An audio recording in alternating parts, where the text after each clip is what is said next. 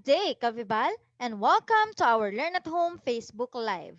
For the discussion today, the topic will be on what parents can do at home to develop critical and creative thinking among children. Before we begin, take note of the following reminders. Make sure you are registered to the webinar to have your e-certificate of participation. Visit certificate.vibalgroup.com to generate your proof of attendance. Place your questions on the comment box allotted during the session and they will be addressed by our speaker later on. Share the video using hashtag LearnAs1PH as our official hashtag to our Vibal webinars. Experience learning, Kavibal. And now, to proceed with our webinar this evening, it is my pleasure to introduce to you our distinguished speaker today. He is a consultant and evaluator for K-12 Philippine Basic Education, the curriculum and academic consultant of Sisters of Mary. Ladies and gentlemen, let us all welcome Brother Roderick M. Aguirre. Good evening, ladies and gentlemen. Welcome again to a week-long learning, and it's Wednesday night. And it's a continuation of the things I've been talking about for the past few weeks. But tonight, it's more of a preparation for a second wave, so we can help our teachers and parents prepare for especially for the public school on the upcoming opening classes. And I know that my hair is getting longer and longer, but don't worry, guys. I think I'm okay with hair like this. But we're not here to talk about my hair, but we're here to talk about how we can come up with simple home activities to help our children at home develop their critical and creative thinking, because these two types of thinking are very important, not only as students in order for them to survive the academic demands and non-academic demands, but also when they graduate and become professionals and members of society, they need critical and creative thinking skills in order to be able to solve simple problems, very big problems, difficult problems, work-based problems, and even personal problems. A lot of people out there, individuals who have problems with facing problems, uh, they get um, they get so down immediately and so depressed with simple problems, but it's not necessarily their fault. One way or the other, society, specifically family, failed to prepare them to become individuals who can fend for themselves and be able to solve problems by relying on one's mental skills and all other resources available to them in order to solve certain problems. So if we could help our children at home develop critical and creative thinking skills, one way or the other, we are also helping our students their emotional capacity to survive, and also help our students to help themselves by equipping them with critical and creative thinking skills. We are making them independent individuals, independent learners who are able to survive whatever problems they are faced with, and are able to one way or the other balance a kind of life that they think they most need, and what they dream to have. And that's our role as parents, and that's our role as adult members and primary caregivers at home. We are not just a family who provide our children with the basic needs of food, shelter, home, but we need to provide them with holistic activities at home in order for them to gradually open up to these certain problems at home. And once they're able to solve these problems at home, they will be able to see that they can also do the same thing, solving these problems outside the family. All right. So with that, let me share with you my PowerPoint presentation, and I tried to make it simple as possible because this is learning at home, and hope we can learn something out of this. Let me share my screen with you guys. Okay, there we go. So these are just home activities to develop um, critical and creative thinking skills among our students, of course. This is on top, of course, their daily academic activities at home. But I would like to emphasize the understanding, I would like to emphasize the pivotal role of the family to the holistic development of children. I've been talking about in the past few months that I've been with Bibal doing webinars. I've been emphasizing the critical role of the family in helping our children become who they are and become active partners with the teachers. It's a tandem between teachers, the school, and family. It cannot be just the sole responsibility of the school and making teachers, the sole person who's in charge of, who's responsible for the development of our students. Remember that before our students get into formal education, and even if they're in formal education, a lot of hours, uh, a lot of hours that our students have are with their parents and with their family members. On that note, it is very important for us to realize all of this. And I think one of the many positive effects of the pandemic is that we get to go back to the basics, which I would say the family. And I believe those families have been encroached in their homes, and they feel like they're not happy being a family. And I think that's something that we need to think about, that even if it's during pandemic, I think it's high time for you to bond together. And if you're not happy with each other, I think that's already indicator that the family is not good, has not established good relationships. I think they are strangers among each other, and therefore they are not comfortable being with each other.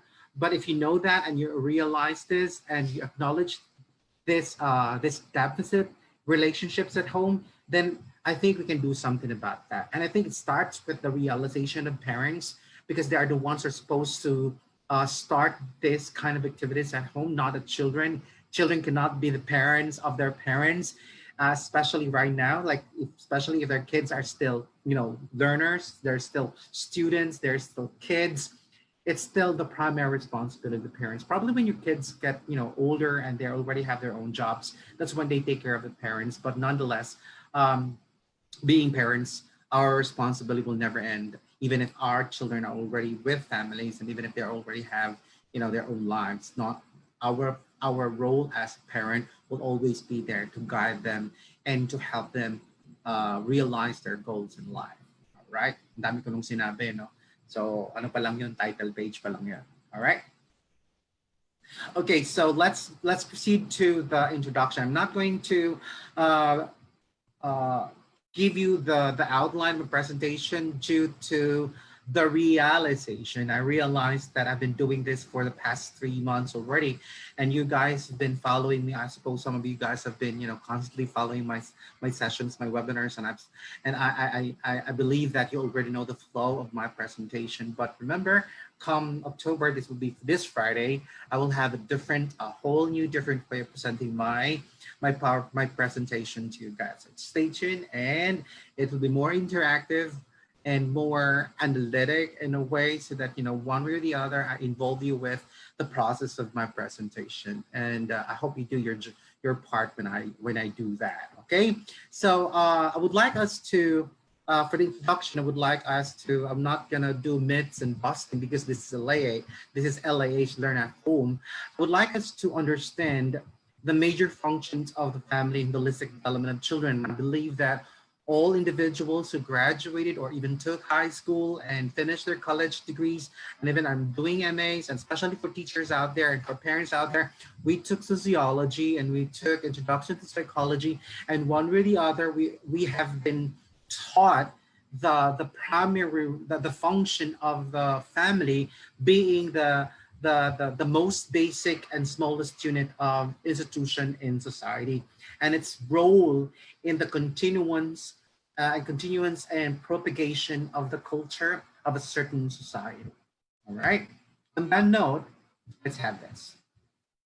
So according to those theories that we've learned in sociology and psychology, and that we have identified at least four major functions of the family. One, of course, would be it is a major unit through which socialization occurs.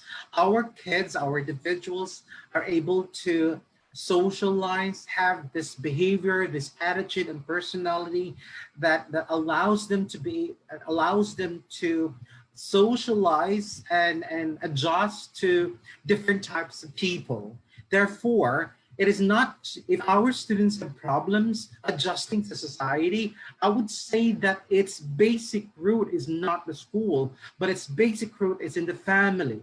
All right. It is the responsibility of the family to teach students socialization, because the kids first person that they will socialize would be parents. That's why in Eric Erickson's theory, psychosocial theory, trust versus mistrust, because every individual is uh, will go through the stage where the child will have to uh, socialize, connect emotionally and mentally with the parents. And that's why if parents are active in the early years of development of their children, the better the socialization skills of your children would be as they get older. Okay. Next, the second major function of the family is a major source of practical and emotional support for its members. I think this is where our kids, as I've mentioned, that the word trust and love and hope would start. If our kids are easily, I'm so surprised that there were cases here in the Philippines that kids reported that kids in the early childhood, particularly in the kindergarten level, have been experiencing depression, and I made me wonder, why are kids having depression at a very young age, when at that age they don't have yet problems in life. But the problem now we have to realize is that the situation in the Philippines is getting worse, getting worse, as I suppose. Poverty, the idea of poverty and the poverty situation in the Philippines is not getting better in at all.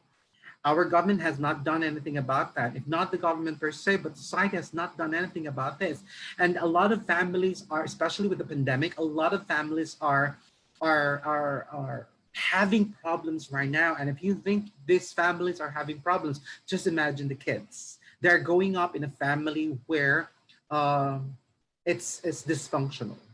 Parents are having difficulty. If they see the parents are also getting depressed, do you think kids will be happy seeing their parents sad, having lots of problems, crying, and all of those works?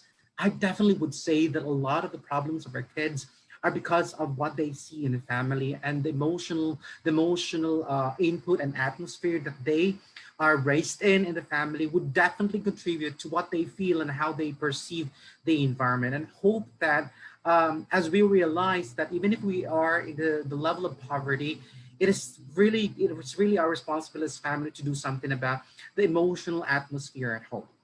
Okay? Meron po kasi mga pamilya, sorry to Chef Filipino, usap-usap na lang po tayo. May mga pamilya kasi na kahit gaano kahirap ang buhay, masaya pa rin, nagkakahanap sila ng para. Nakita ko yun sa probinsya eh. Sabi ko, anong pinagkaiba ng with my work and my responsibility with the Sisters of Mary, I'm given the opportunity to observe different types of students from different types of poor families in the Philippines. So dito sa Cavite, galing po mga pamilya namin sa Luzon area, Baguio, Manila, Cavite, Laguna, Bicol, and then in Cebu we have from Mindanao and Visayas. And I could see that all of these are coming from the poorest of the poor families, but I could see that the difference is huge. Sa Cebu kasi, kahit gaano kapur sila, they have hope. Oo, ang lakas ng hope nila. Pero bakit dito sa yung poorest of the poor dito sa Luzon, ang feeling nila, sorry lang, hindi ko naman nila lahat, pero observation ko lang po. Ang feeling nila palagi ay sila dapat palaging alagaan. Na pag hindi sila alagaan, wala ng hope. I call that as social dependence. Okay? Nangyari po na social dependence because I think they also see that in their parents na ang sinisisi palagi ay ibang tao, sinisisi palagi ang lipunan, sinisisi palagi ang gobyerno kung bakit nandun sila sa estado na yon, sa pagiging mahirap. Hindi po kasalanan na pinanganak man na mahirap, pero kasalanan po natin kung tayo ay mamamatay na mahirap. Well, we have a life that we can do something about it. I could say that stop blaming others. We have to start thinking, realizing that I can do something about that. I know that if I keep on waiting, yes, I can blame, I can talk about what the government's not doing good about helping society, but as a family, as a parent, I have to do something because I owe that to my children. Hindi pa kasi nababago ang mindset ng mga magulang.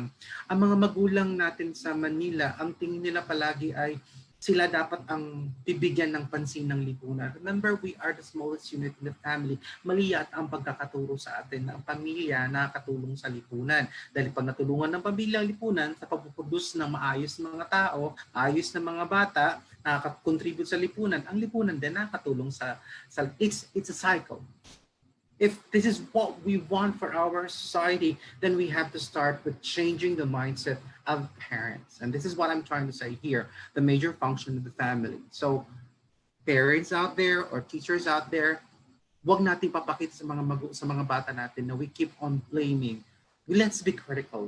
And, kunood tayo ng TV, news, hindi sasabihin natin na walang kwenta talagang gobyerno na yan. Hindi ba lang nakakatulong? Sayang yung aking tax. I know, may tax ka, pero these are not information na hindi mo gusto marinig ng mga anak ninyo kasi ganyan din sila mag-iisip. Lalaki sila na sinisisi yung ibang tao. Sabi, sige, bahala kayo. Basta ako, ginagawa ko. Ito dapat ang ginagawa ng mga ayan, kung saan-saan na naman nilagay ang kinokolektang tax sa aming mga tao, kaming mga workers, kung saan-saan na namin nalagay.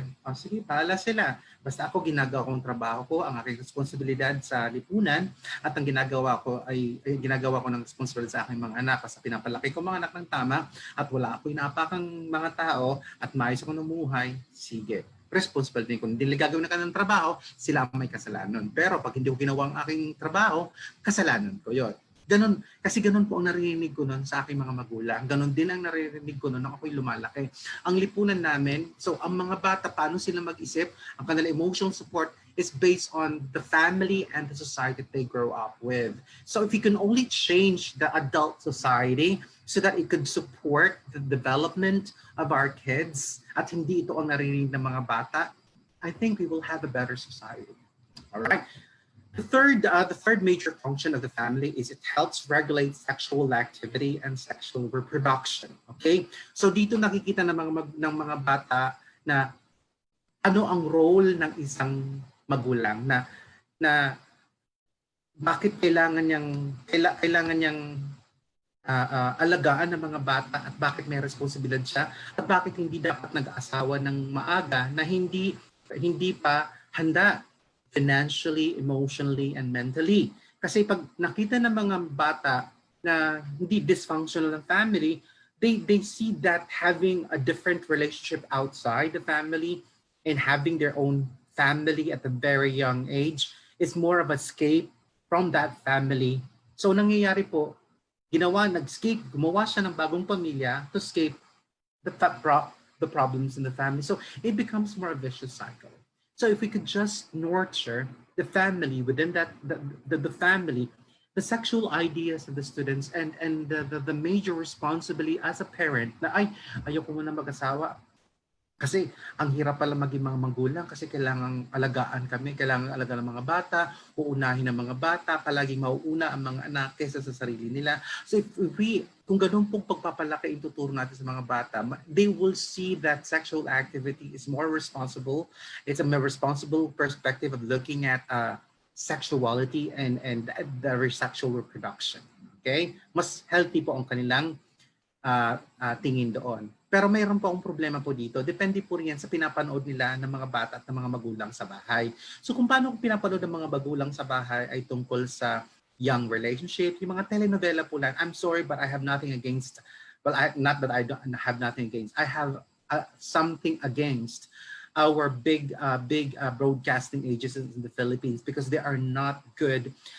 Yung kanilang pinapalabas ay yung mga magkakaibigan mga kaibigan na nagpalitan, hindi binibigyan ng magandang ideya ang mga bata, ang mga tao sa lipunan kung ano ba talaga ang role ng family and how to help that. That's why I get hooked up with Korean telenovelas because they empower the family. They empower ang mga roles nila doon ay very empowered. The mother, very empowered, very active. Ang mga babae doon ay very active, hindi yung hindi yung ano lang, taga-sunod lang sa mga magulang. Bakit hindi natin magawa sa Pilipinas na ganun din ang role? If you want to change the perspective of the family, the perspective of the kids as to their role, that's development of critical thinking skills and creative thinking skills. Yan ipalabas natin sa ating mga sa ating uh, telenovelas. It's a challenge to the big broadcasting agencies in the Philippines. Finally, major function of the family would be the fourth is to provide its members with a social identity. So the social identity of every individual stems from, ano ba naman kung kulot na buhok kasi, sorry pa, kulot talaga, naasiwa ako sa sarili kong buhok. It provides the members with a social identity, so how they see themselves. If parents would support kids, ako sinuportan kasi ako ng mga magulang ko, sabi ko nun, ay mag-theater ako, theater ako, sige support lang, support, o mag-ano ako, mag-choir ako, support, o mag-athlete ako, support, mag-aaral ako ng gitara, oh, support. If we could have that, having social identity is trial and error in the process. Kids would like to try on who they want to be, although it's an idea that they would like to grasp the identity, but it starts with the support in the family of what they hindi pwedeng sabihin, hindi pwede yan, wala ka, mahina. Paano, nag-iisip pa lang yung bata, yung mga magulang na mismo ang nagsasabi na hindi kaya, hindi pwede, support lang. Kung hindi kaya ng bata, hindi tulungan natin para makayanan niya. Kaya nga nandun ang family, it's to support, provide with social identity. Alright?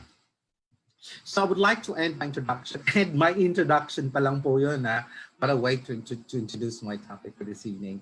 The primary function of the family is to ensure the continuation of society with biologically through procreation, and socially through socialization. So ibig sabihin, hindi lang po pagkaanak. So dapat kasama po doon ang parenting. Okay, parenting responsibilities that we're there to support our kids become responsible adults. And that's socialization. And that's social, emotional development for our kids. Okay, dokie. All right. Now I would like to analyze this. Okay, before I proceed, I would like to mention our LIH series and our Smart Wizard series. Ang maganda po dito kasi every lesson opener, we have family-based or social-based issues and articles or pictures that allow our students to look at first, and that becomes a springboard to the lessons in the quarter, be it in mathematics or science. What I'm trying to say here is that kasama kasi doon academic activity in developing critical and creative thinking skills. Hindi naman pwedeng critical creative thinking skills na hindi kasama, hindi siya partnership with the school. So kasama po dapat doon na the critical and creative thinking skills is a tandem between home and the school, and whatever the school provides us the material. So tingnan po natin, may mga pictures pa that allows my kids to look at and to analyze, for them to be able to be objective, not necessarily be, opinionated, but be able to practice their analytic skills in order to be objective about their opinions and their conclusions about a certain issue or a certain information. So I'll give you this situation. Nothing more than that. Kasi baka wala na pa untag. While I was reading through our series po sa amin sa Vibal, sa LAH, sa Araling Panlipunan po, I got over the topic on family. So I had to research on that. Sabi ko, hindi ko ito nabasa nung elementary ako, so I had to read. So ibig sabihin, doon sa libro pa lang namin sa Vibal, nakapag-isip ako na pwede pa akong mag-research kasi I need to know kung tama po yun. The point here is that as parents, we would like to know what's inside the book, and what's inside the book, it's also our responsibility to research to research the veracity of the information there. So I went into this article online. It says cost of growing up in a dysfunctional family. This is from Basim Abbas Al-Ubaidi. He's a consultant family physician in the Arabian Gulf University in Bahrain. Okay, so I was impressed already, because I'm really impressed with those articles, those experts who would focus their advocacies and their efforts in helping families and focusing on coming up with good research in order to give light and how we can help families become more strengthened in their role in helping the kids in their helping their children become better individuals. Okay, so I'll just share to you some of those statements in that article. So it says here that the article says victimized children growing up in a dysfunctional family are innocent and have absolutely no control over their toxic life environment. Hindi nila alam na yung buhay nila ay toxic. They grew up with multiple emotional scarring caused by repeated trauma and pain from their parents' actions, words, and attitudes. Ultimately, they will have a different growth and nurture of their individual self. Self-identity pa lang nila mag-iba. So, ang sinasabi po sa article na to ay the family is the basic unit that gives children the idea how to become parents. So kung sila po ay lumaki sa pamilya na ang mga magulang nila hindi marunong magpalaki ng mga anak, hindi sila pinalaki ng maayos, they will grow up one way or the other. That will be their basic idea, their basic concept of being parents, and it becomes a vicious cycle. And this is what the article was about, which came from also from Vibel's article. Lesson opener palang tawag ko. The influenced individuals will resume various parenting roles rather than enjoying their childhood. So nangyari dito, instead na ang bata will enjoy, they're supposed to go through early childhood years of having fun, developing their critical and creative skills. They will not go through that stage. Ang mangyayari ay they become immediately adults who will assume responsibilities as early as early child magtatrabaho, na maglilinis, magtataguyod ng pamilya. Okay. Nasaktan ako dun talaga eh. Vital parts of their childhood are missing, which will eventually have a harmful effect that extends their adult life. Okay, so association and fixation na po ito. Victimized adults tend to attempt escaping their past pain. Trauma by practicing more destructive behaviors such as increased use of alcohol, drug abuse, or forced to repeat their mistreatment that was done to them. Others had felt inner nervousness or temper and feelings without realizing the reasons behind it. So what this article is trying to tell us is that let us not try to be judgmental about the individuals that we see in the society, because one or the other they are also innocents, they're also victims of their parents, and they're acting out because that's how they were raised to become. And I think they were not also aware that that was wrong. How could a person know what's wrong when no one told them what's wrong or what's right? And a lot of people would say, matanda na siya. Yun, dapat alam niya ng tama. Kung paano kung hindi nga nasuportahan?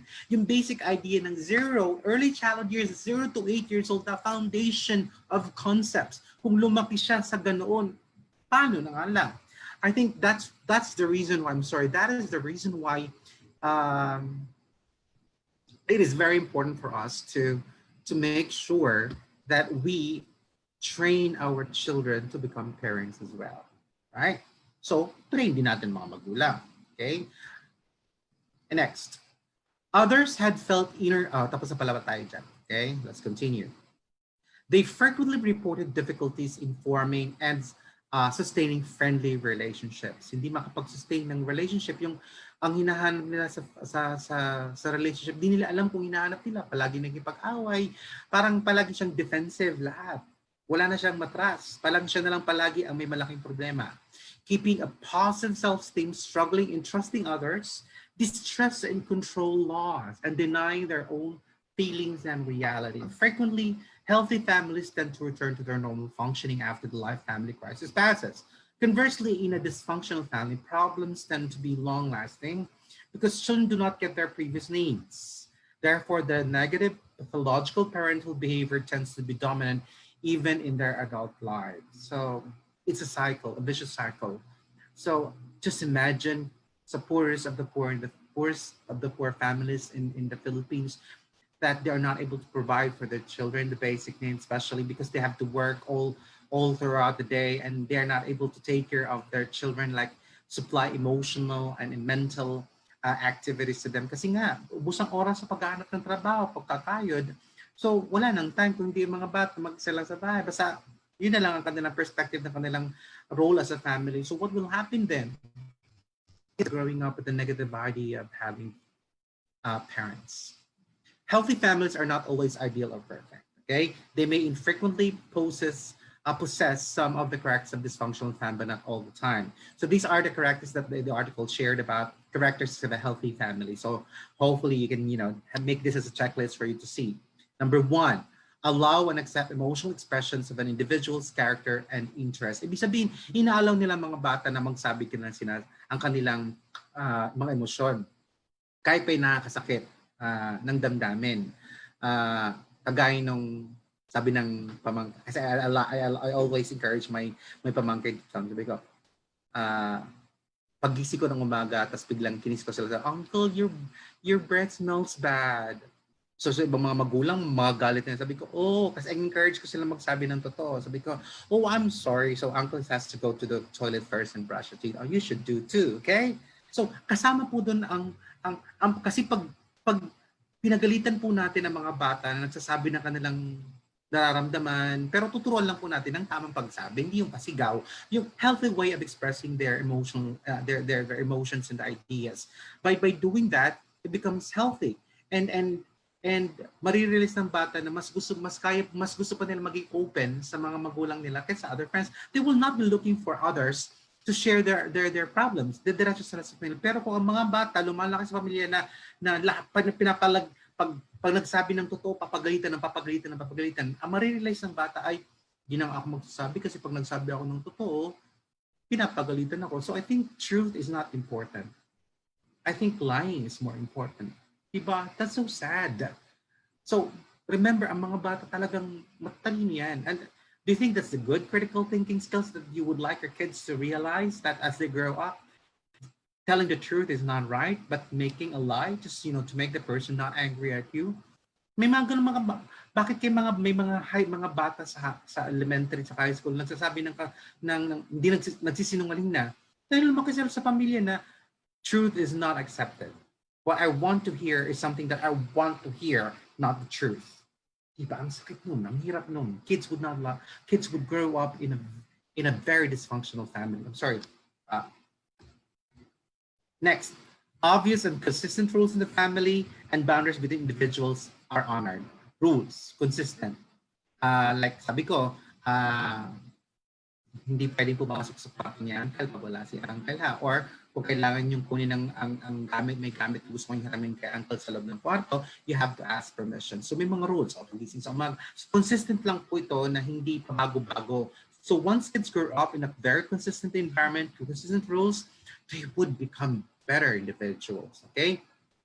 Consistently treating members with respect and build level of flexibility to meet the individual needs by allowing them to speak their minds one at a time, hindi sabay-sabay, by giving them responsibilities. Marami pa akong nakitang pamilya na ang palaging rason sa akin, sabi ko, bata pa lang, bigyan mo na. Mga siguro, unang-una muna na responsibility ay matutong maligo mag-isa, mag-toothbrush. Yung personal hygiene is one of our individual responsibilities. Yung man lang ay matulong natin sa mga bata, palaki na itong responsibility para sa kanila. So, by treating them, giving them those responsibilities at a very young age, they become more responsible persons as they grow up. Kaya nga po, I have misgivings po na may ang bahay na sobrang dami ng katulong na wala nang ginawa ang bata kundi gumising, matulog. Wala na po. Ang tingin na niya sa lipunan ay siya po ang dapat inaalagaan. Okay? Next, all family members feel safe and secure. No fear from emotional, verbal, physical, or sexual abuse. So expressions are very important. Okay? Parents provide care for their children. I think that's very important, not expecting their children to take their parental responsibilities. Yung kahit pagod na pagod ang magulang, di gagawin pa rin nila dahil trabaho yun ng mga magulang, hindi pinapasa sa mga bata. Okay? Another one where responsibilities given are appropriate to their age, flexible, and forgiving to a child's mistakes. Yung kausapin yung bata, bakit ka nagkamali? Yung huwag papaluin agad ang bata. Pag pinalo mo ang bata, okay, sige, kasi dahil walang choice. Sige, nagawa mo na, napaalam mo na. Pero kausapin mo ang bata kung bakit mo siya napalo. Sabi mo, anak, napalo kita kasi si nanay, o kasi tatay ay, naging emotional, nakalimutan, sorry for that. Pero ang gusto kong sabihin sana ay mali ang ginawa mo. Okay? Ito kasi dapat hindi mo, by communicating to the child, you are already developing critical and creative thinking skills. All right? And next, perfection is unattainable, unrealistic, besides potentially dull and sterile. So what we want your students, what you want for kids is to best themselves. Hindi yung become perfect like someone else. Wag niyong paparinig sa mga bata na sana ganito ka na lang kagaya ng anak ni ano. Naku, hindi po maganda po yun. Ang sasabihin palagi po natin, our always basis for them to become better would be themselves. O anak, 88 ang grade mo ngayon. Sige, galingan pa natin. Ha? So next time, dagdagan pa natin. Ilan ang gusto mong idagdag sa grade natin. Tutulungan kita paano mo gagawin. They best themselves. Instead of, making them always compare themselves to ate, to kuya, to pinsan, or to someone else. That is not a good example. All right? So these are the things that, based on this research, that kids should grow up with in a healthy family. Okay, so let's proceed to our discussion, how ways we can come up to help our kids at home with critical and creative thinking skills. Do I still have enough time? Almost done. But don't worry, I only have 3 questions still. So what is critical?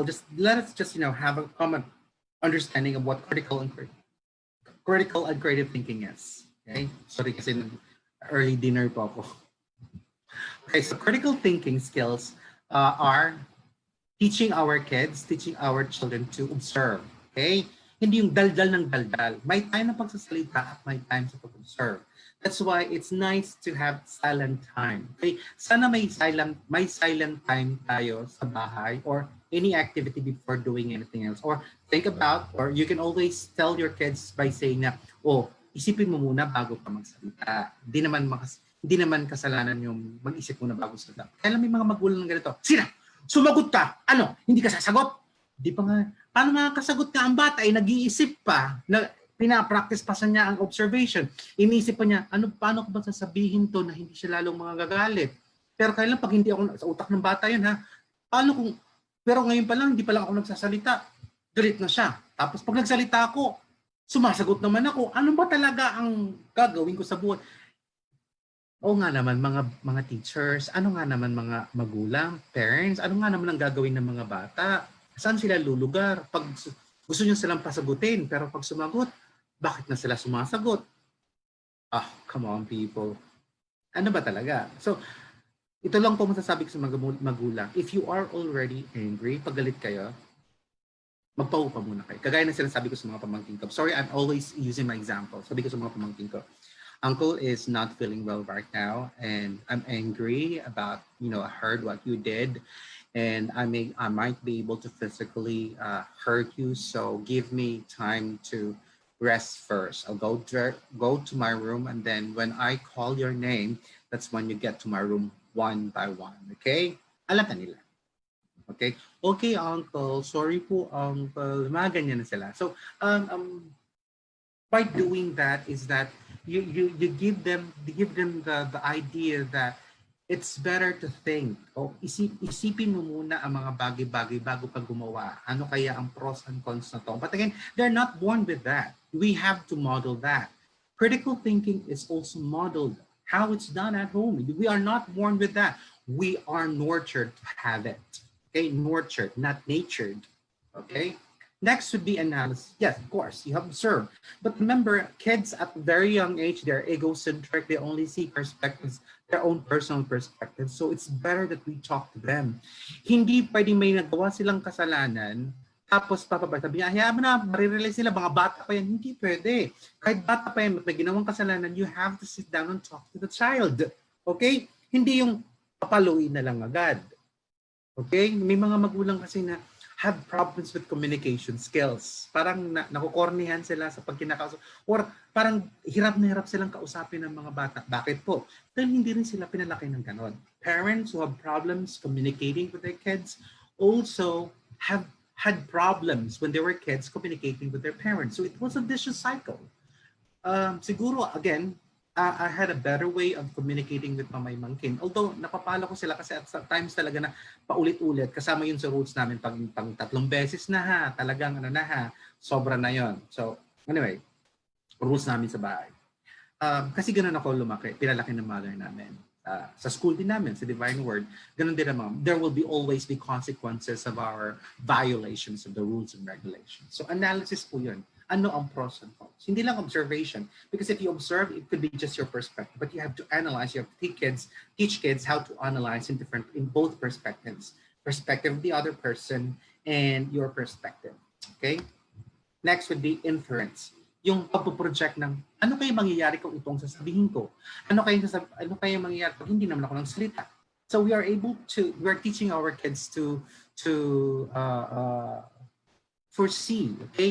Foresee certain actions, effects of certain actions. Ang tawag ko dito ay thinking aloud. I think I practice so much thinking aloud, like pagkasama ko sila drive, kasama ko sila pupuntang work, kasi dinadala ko sila sa work, sometimes sila lahat, sometimes isa-isa. Depende po sa nakikita ko sa observation ng mga behavior ng mga pamangkin ko. So, kasama ko sila sa work. While I was going to work to the Sisters of Mary,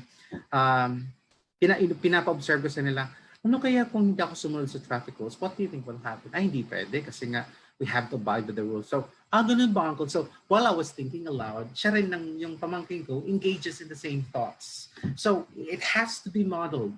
Making decisions, modeling to them how we make decisions.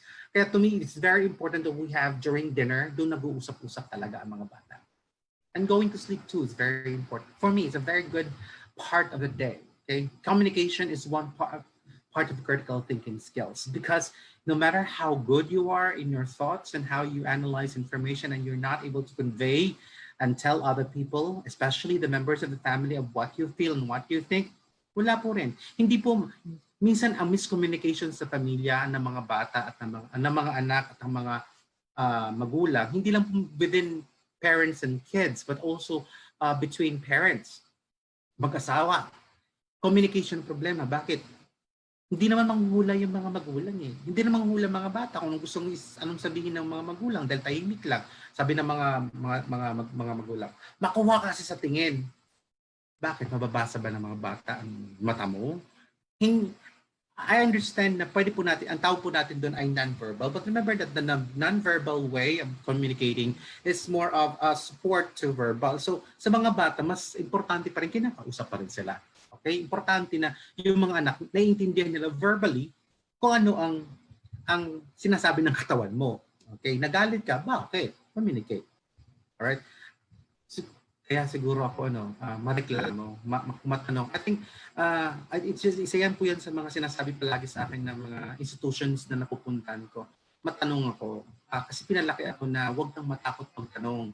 Although during my time, yung lipunan natin noon, sinasabi nila ang taong matanong ay bobo. Noong panahon namin ang henerasyon namin. Pero sabi ng mother ko, hindi, huwag kang matakot magtanong. Paano kung mawala ka sa lugar tapos hindi ka nang tatanong? So, pinalaki ako ng ganun. Tapos, eventually, the school developed that critical thinking, comparative thinking skills. All right? So, by communicating, you're able to, by observation, analysis, inferencing, communicating, problem solving is there. The point of problem solving there is that you asking questions. Okay? Importante mga magulang ay tinatanong ko, bakit hindi ka kumakain? At bakit hindi mo siya gusto? Paano ko? By engaging, not necessarily have to be communication in a sense na kwentuhan lang. You could also ask them questions by probing their answers, or if they're watching television, asking questions, bakit kaya ginawa niya? Tama bang ginawa niya? So these are good activities. These are good home activities that help our students develop critical thinking skills. All right? So, on that note, critical thinking is the act of analyzing facts to understand a problem or topic thoroughly. Critical thinking often occurs in order to a few steps from identifying a problem or issue to develop a solution. So it's also the idea of understanding information and being able to use this information to solve certain issues and certain problems. To continue, part of being a good critical thinker, okay, is being objective. Okay, you don't jump to conclusions. That means analyzing the problem without allowing emotions or assumptions to influence how you think about it. Instead, you should only analyze a problem based on the context and facts you are able to collect. So by modeling to our kids na hindi na kasi yung magtatanong ka muna para may enough information ka for to give your own opinion. Hindi oo nga, masama talaga, parang chismosa ang dating. Hindi magandang modelo yan sa mga bata sa critical thinking skills and creative thinking skills. All right?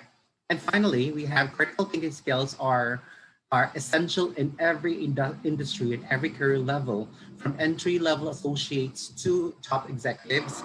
Good critical thinkers will work both independently and with groups to solve problems. That's why we would like to develop critical and creative thinking skills at home, because it will also help them become better professionals in the long run.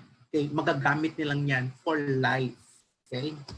Now let's understand what creative thinking is. Okay, what is creative thinking and why it's important for all individuals? Okay, second question, we're almost done.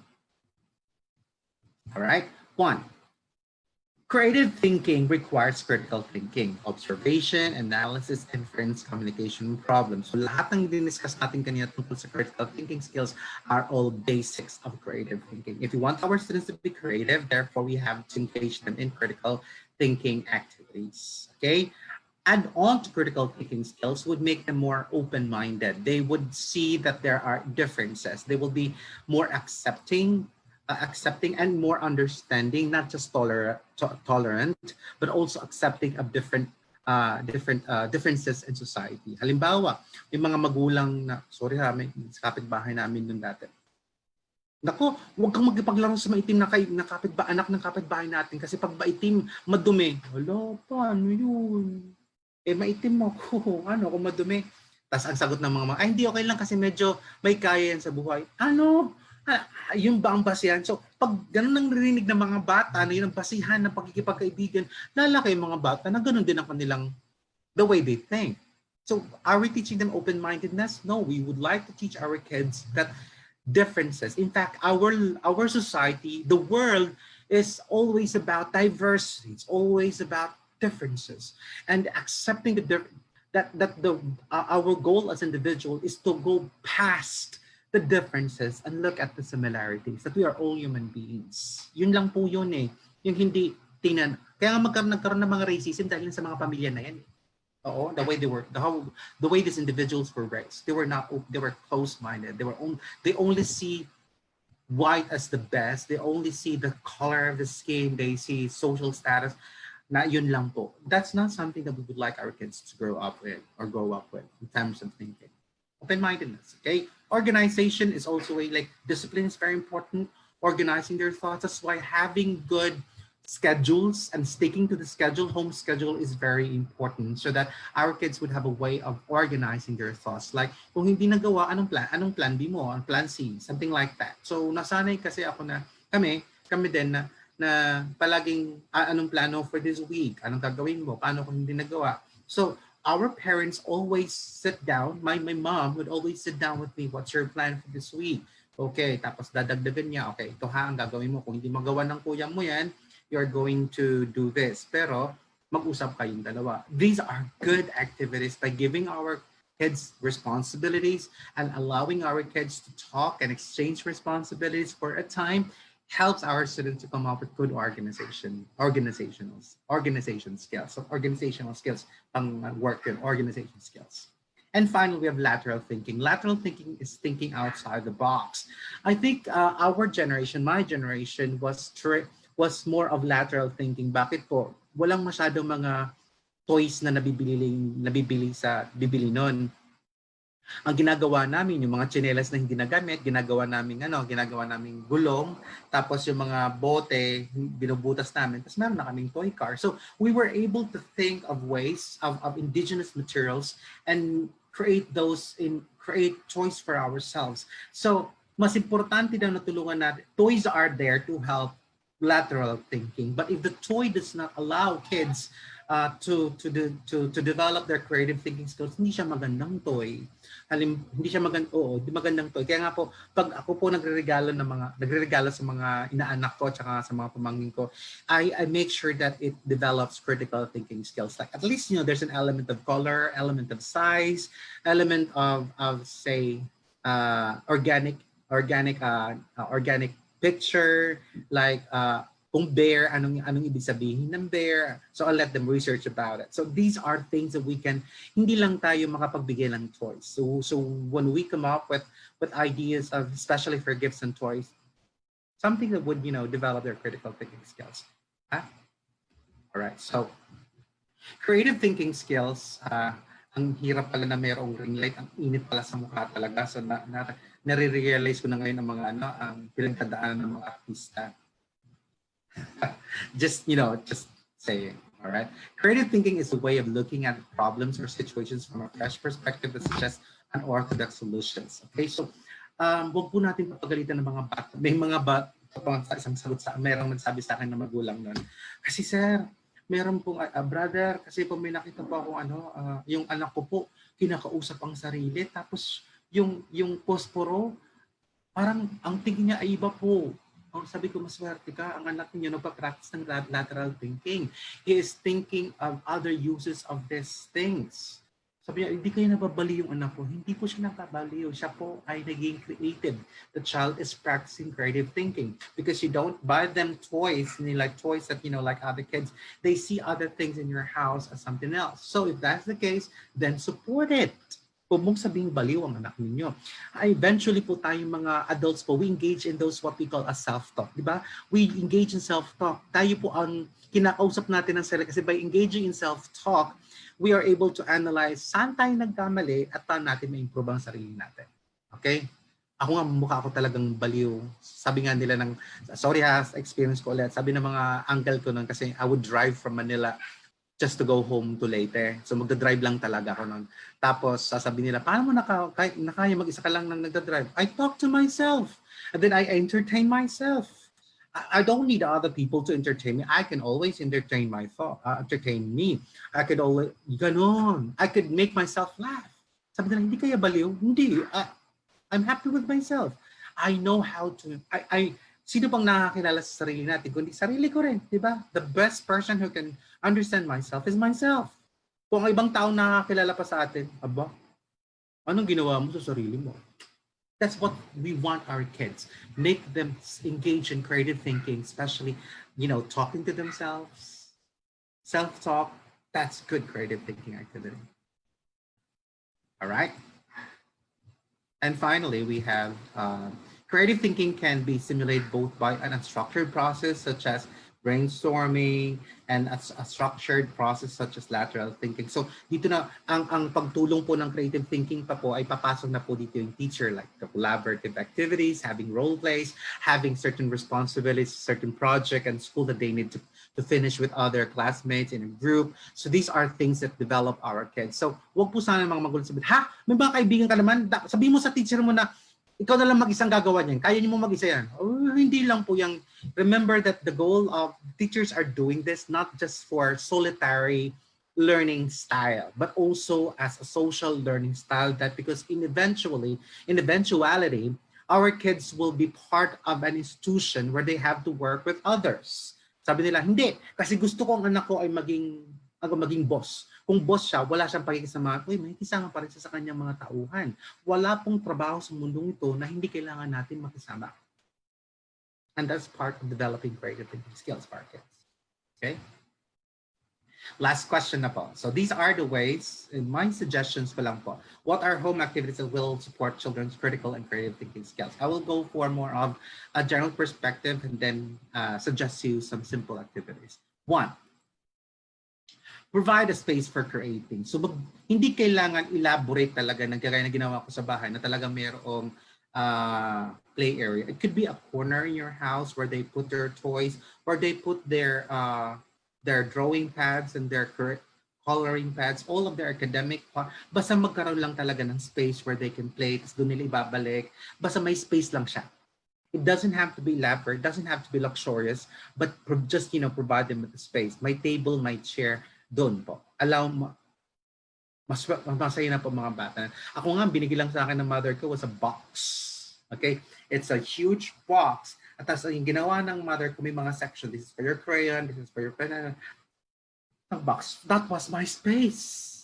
Masayang masaya na ako doon because there's something that I own that my brothers don't. I have something personal for myself. Ma-feel lang ng mga bata the idea of ownership. It doesn't have to be a whole room. It could be just a box. And help the child make the box. Maganda po yun. That's why in preschool, sa kindergarten, I call it the magic box. Very, very interesting. You will find, siguro ngayon paglaki ko, kaya mahilig ako sa mag-collect ng mga boxes at may biniglalagay-lalagyan ko. Tapos later on, ginagawa ko ng mother ko is, may mga ano siya, yung mga, di ba may mga cookies na may na mga, yung in can, kasingin ko, akin na lang po yung can kasi may paglalagyan ako nun. So, kasama dun sa pagkakaroon ng space is the idea of organizing. The idea of creating order. Hindi lang po na magkakaroon na pag hindi kasi natin binigyan ng space ang bata for creating and for creativity, wala siyang ownership at wala siyang idea of a responsibility of taking care of his or her own space. It's very important. It doesn't have to be a room. So, kasi wala naman akong sariling room because I share it with my ate and my kuya. So, kung hindi share, bed. Kung hindi bed, yung kumot mo at saka unan mo. You have to take care of that. Your choice. So, magkaroon na po ng idea of ownership and to take care of that. Kung doon pa lang kasi hindi niya malagaan ng kanyang mga things at wala siyang space, do you think the child can take care of a pet? Yun po lang sinasabi ko palagi sa mga pamangkin ko. You want a pet and yet you do not know yet to organize your things. You don't take care of your things. They don't need to be fed. They don't need to be taken care of. All you have to do is organize them. Kung doon pa lang, so yun palagi yung challenge ko, learn to organize. If you cannot organize your own space, you will not have a pet. Hanggang ngayon, ganun po ang huli. Second, keep it simple. You don't have to buy a very elaborate and expensive toy, but the toy would develop not just creativity, critical thinking skills, but also physical. A simple bike. Ganon. O kaya Lego. Legos are good because imagination nadidevelop sa mga bata ang imagination to build something. So that's why Legos would be at my topmost important toy as a gift. Okay? Madidevelop po ng bata. But remember, yung depende sa size po. Pag mas bata ang bata, the bigger the Lego, yung mga pieces. As they grow older, the smaller. Bakit po? The toys for kids, the younger ones, should not be too small for them to swallow. Bakit po? Nasa stage po sila na pag nakita, hawakan. Pag nahawakan, isusubo. So, ganun po yung stage na yun. So, it should not be too small for them to swallow. So this toy should be simple as much as possible for room for other creativity for them to be able to think. Kung binigay mo sa bata ay doll, tas ay yung Barbie dolls, tas meron ng mga dresses, bahayin nila, konti na lang. Ang ginagawa ko po doon ay mas prefer ko pa kung sa mga pamangking babae, mas gusto ko pa ang paper dolls na sila pa o naghahanap ng nag-drawing ng mga damit, develop ang kanilang creativity. Paper dolls are underrated. Mas gusto pa nila yung yung mga Barbie dolls. I would go for paper dolls because it develops more critical and more creative. Yun nga lang, kailangan mo ng other materials like crayons, pencils. Nonetheless, it's okay because it would develop the creativity of the kids. Third, allow for free time. Pag sinabi po natin free time, hayaan sila. Sinabi pong sa isang araw dapat meron silang free time. It could be 30 minutes, could be 15 minutes, 30 minutes or an hour. Basta free time, observe mo sila kung anong ginagawa nila. Kung anong ginagawa nila, that's their expression of their creativity. Kung yung mga mangin ko, pag sinabing free time, okay, maglalaro sa labas. O sige, hayaan mo maglaro. Paano gagawin? Makipaglaro. Makikita ko, mamaya-maya meron na silang bike. Sabi ko, where did you get the bike? Because he gave me this bike. What? The kid would give you a bike? Malalaman-laman ko pala, binuli lang yung mga kalaro kasi nga Inglesera mga pamangkin ko. Ay mga nagtipaglaro sa kanila, pag in English na, oo na lang oo kasi hindi naman masyado nakakaintindi at saka ang tingin nila social. But the point is that naging creative sa pamamaraan. Tapos sabi ko sa mga, you return it and say thank you. Okay, so kaya pa sila may free time, still supervise, but do not manage. Supervise but do not manage. Para tama pa rin ang behavior. Okay? Tapos pag may awayan po yung mga bata, especially during plays, huwag po tayo magsaside. Huwag po palagi po natin sabihin na, huwag mag-aaway-away kasi lalaro lang kayo. Hindi ka kaya na ginagawa ng mga magulang, parents, also, teachers, mga parents out there, umapanig. Ha? Tapos ang away ng mga bata, naging awayan na ng mga magulang. Wait lang. Mga bata, di naman, laro lang naman namin yun. Kasi later on, nakalimutan na nila yung away, lalaro na naman yung mga yan. Normal po yun. Alright? Number 4, we have help your kids activate their senses. Like, what do you see? What do you observe? Kagaya ng, when I was teaching Taffy and Alicia self-portrait, because we're going to start. I will teach you first to make self-portrait but using pencil. Okay, pencil shading lang muna tayo. Okay, so look at yourself in the mirror. Okay, look at Uncle how he does it. Okay, Uncle will do a self-portrait of themselves. So nag-drawing muna ako, paano ginagawa, and observe, Uncle, you're so good. No, you should do this. You should also do this. So importante minomodel po natin. Kaya lang, sir, hindi po kami kagaya sa inyo na natuto po mag-drawing. So ano gagawin po namin?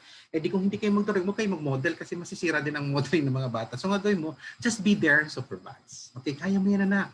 O paano naman ito? So yung kung wala ka ng skill na yon, huwag mong isipin na dapat wala rin skill ang anak nyo ng ganon.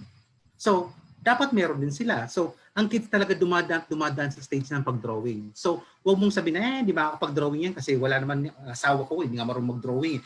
Yung anak ko, di yan marunong kumanta kasi ang nanay at tatay sintunado. Hindi po ganon.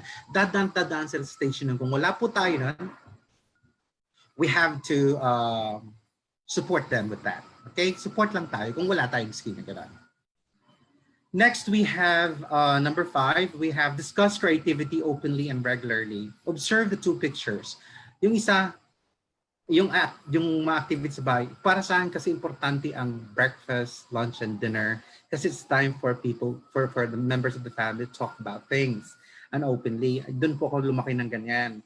So, kung ang tingin ng pamilya ang pagkain ay just pagkain lang, nawala na po yung idea ng communication, develop creativity, and dapat the members of the family look forward to eating together because that's where they're able to talk.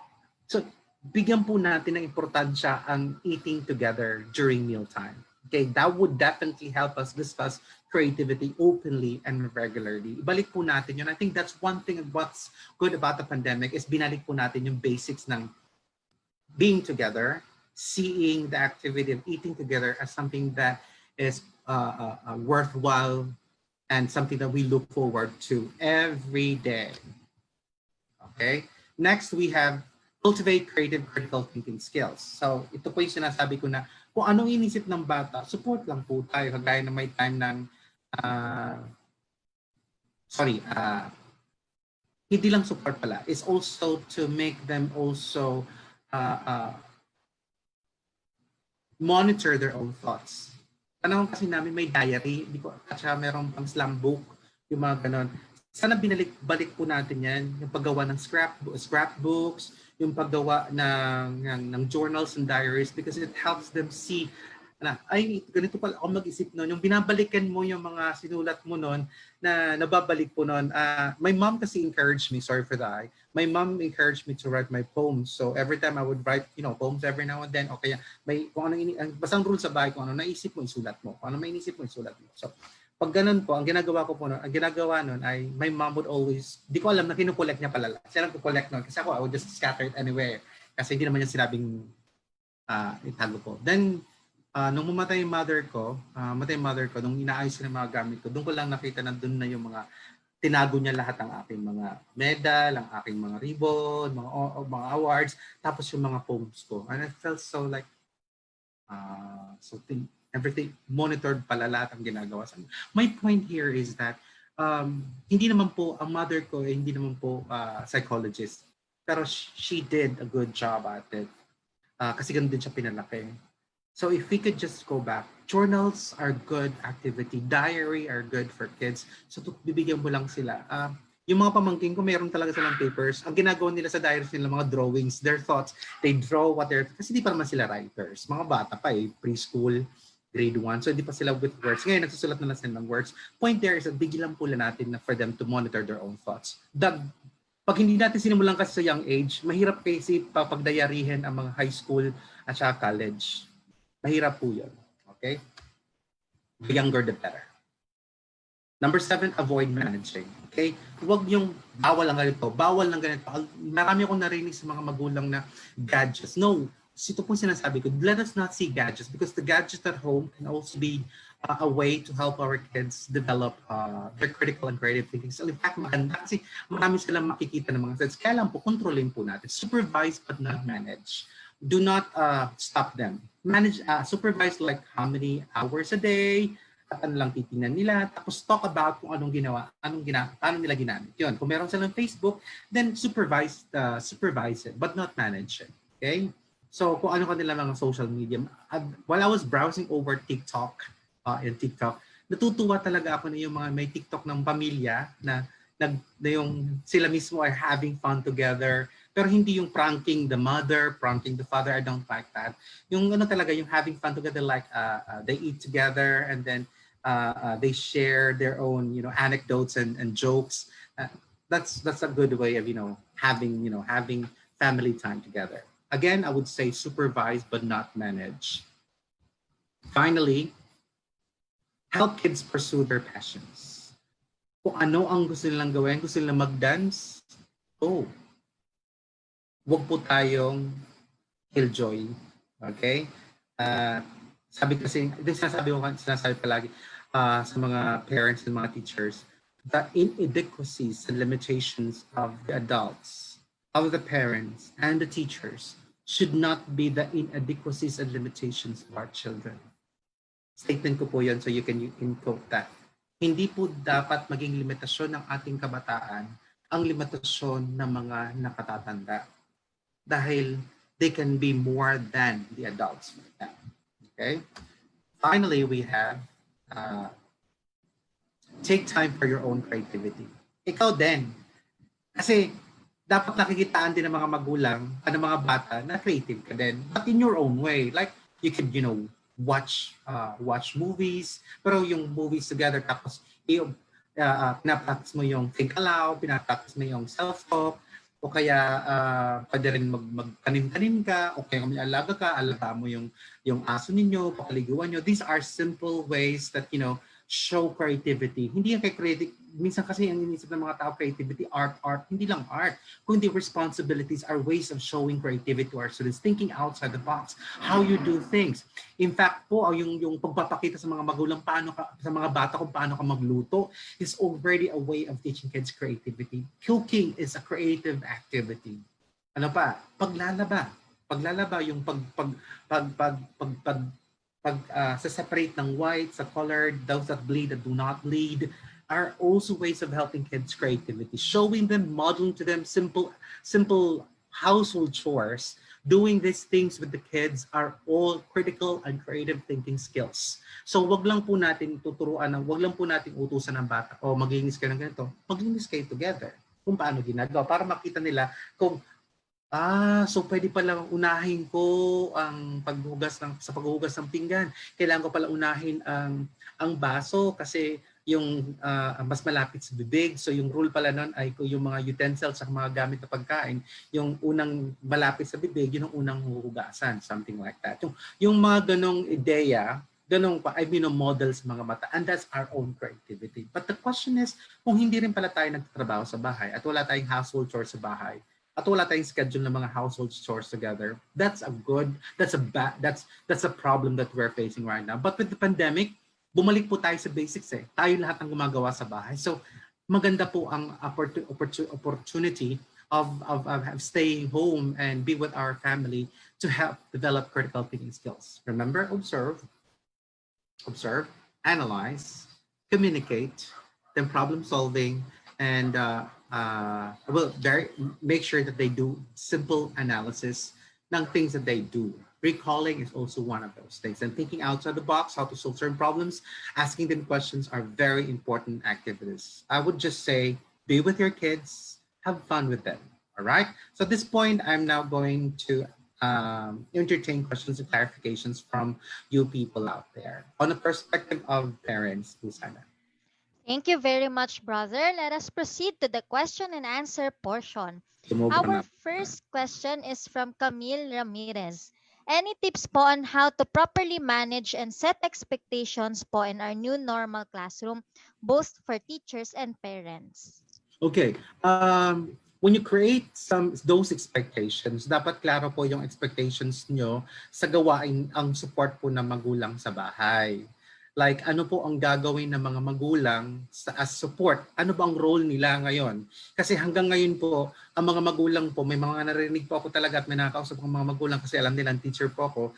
Sasabihin nila, sir, kasi hindi po namin alam kung paano namin tutulungan ng mga bata. Especially kung math and science, what do we do? Mayroon po ba kami mga guide na mababasa and so on and so forth? So, hindi lang po pwedeng orientation, pero kung meron kayong module para sa mga bata, it is also very important that we have also guides for parents, guides o parents guides for them to use. Yung aming po mga modules po sa LAH po, kasama po nun ay may mga parents guide or teachers guide. So, yun nga lang po ang malaking problema ng mga educators ngayon because you're not only creating, developing modules for your students, but you're also developing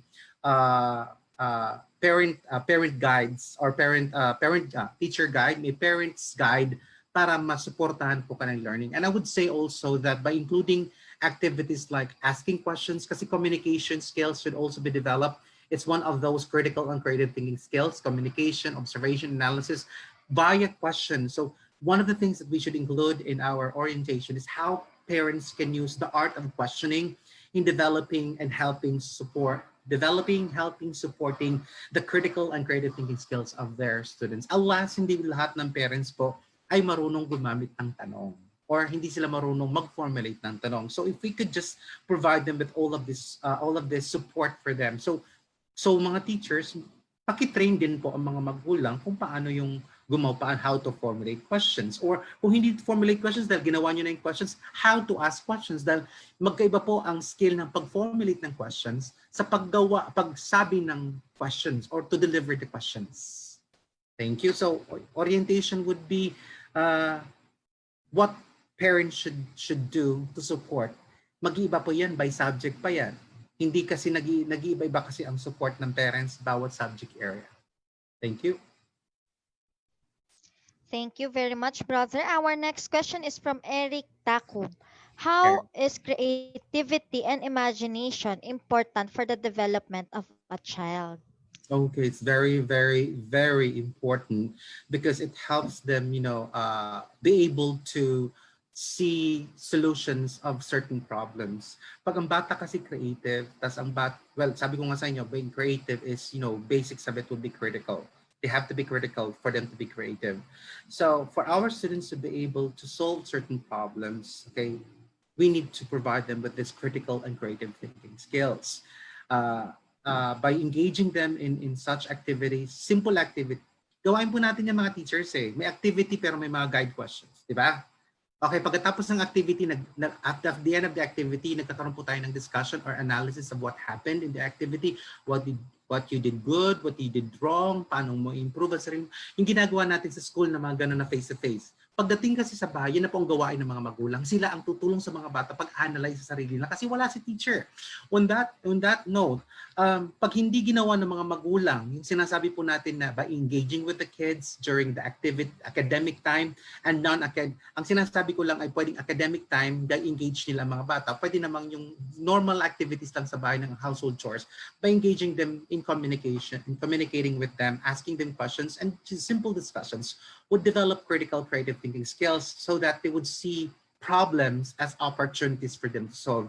Ang mga bata kasi na walang creativity at walang creative thinking skills, madali agad mag-give up sa mga problema.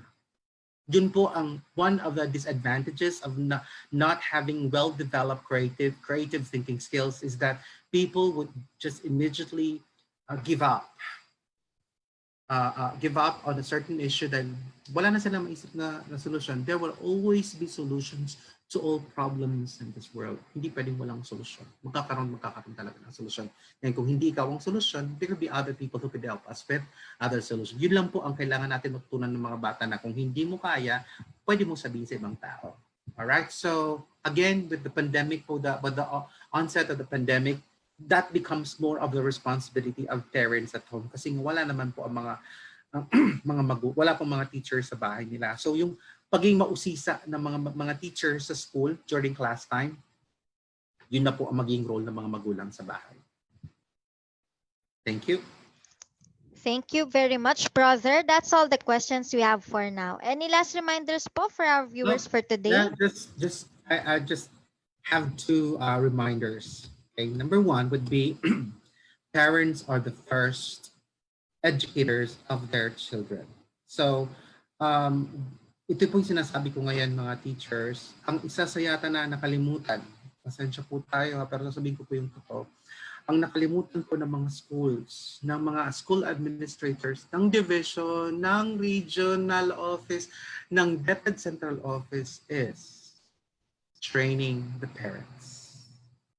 If we have required our teachers in the field to create modules for the students, have we created a support module for the role of the parents in the distance education? Have we provided our parents with thorough training? I know na kailangan sila matrain, pero anong klaseng training ibibigay natin sa pamilya o sa mga magulang na ubos ang oras sa pagtatrabaho? Ano ang ibibigay natin na training sa pamilya na ang tatay wala sa bahay kasi nasa abroad, hindi makauwi, o ang nanay at tatay nasa abroad? We in the Philippines, we have different types of families with different situations. And we have not looked into these different situations that our kids and families are at right now. Ang hirap po. Kung hirap po ang sitwasyon ng mga teachers ngayon, I could just see the difficulty that parents and kids are facing right now. So, yun po ang isa pang challenge na gusto kong makita po natin. Finally, it's the responsibility of all parents to focus on their children's developmental needs, provide them with a peaceful and nurturing environment at home, and work in tandem with school teachers. Yun po. Hindi po lahat ng mga magulang ay kaya makipag-usap sa mga magulang. Sa mga teachers. So I hope that schools would come up with a home and school program, especially for the public schools. Magsisimula po sa October 5 na po. Paano pong programa ng region, anong programa ng division o ng district para masuportahan ang mga magulang ng mga anak nila ay nagdi-distance education, gumagamit ng modular. Babalikan naman po tayo na paano nga naman ang mga magulang maggagawa ng mga home activities, support home activities to our kids when they themselves have no time for that. Sabihin natin na give more time. The responsibility nila mag-provide them for their kids. Paano naman po kung yung mga magulang din naman po ay ang problema naman po nila ay literacy or communication? They cannot communicate. Mababa ang parenting skills nila. So paano po mangyayari nun? Binigyan po natin sila ng teacher's responsibility at home, and yet we have not provided them with at least basic training on parenting. Now, hindi ng parenting, have we provided them with basic livelihood responsibilities? Kasi kailangan nila ng trabaho din. Marami po akong nakitang pamilyas dito sa Cavite na wala halos mapagkunan ng makakain ng kanilang pamilya. Kung yun pa lang ay malaki ng problema, do you think they will have time to read the module for their kids? Just a question. So these are things that we need to think about, and I hope your school administrators, there are school administrators tune in, and you accept that this is one of these realities that our families and our kids will be facing at home. What we can do here at Ibal is provide certain ways that, suggestions, how families can survive this pandemic, especially the distance education, but we cannot do it for you. You are the ones who know the real situation of your students and the families that they belong to. So I hope that you would have, a close relationship, close project, close project with the local government to address this problem. Alone as teachers, you can only address the modules and how to deliver these modules. But affecting the learning at home with the help of the parents, that's another area to look at.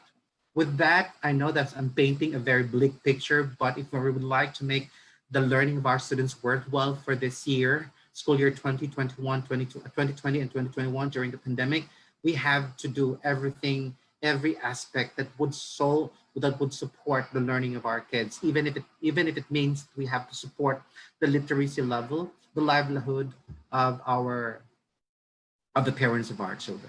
Thank you very much, and um, good night. I hope you have still have more time for you to do your responsibilities for tomorrow's work in your own respective schools. Thank you very much, and good night. There we have it. In behalf of Ibar Group Incorporated, I would like to thank our speaker for today for this very eye-opening and insightful learning session. It is an honor to have you with us today, brother. And to all our Kavibal viewers, all thanks to you for your continuous patronage to our daily learning session. Don't forget to register to get your e-certificate of participation. We also encourage you to subscribe and watch on our official Vival Facebook and YouTube channel. Muli, maraming salamat at magandang araw sa ating lahat.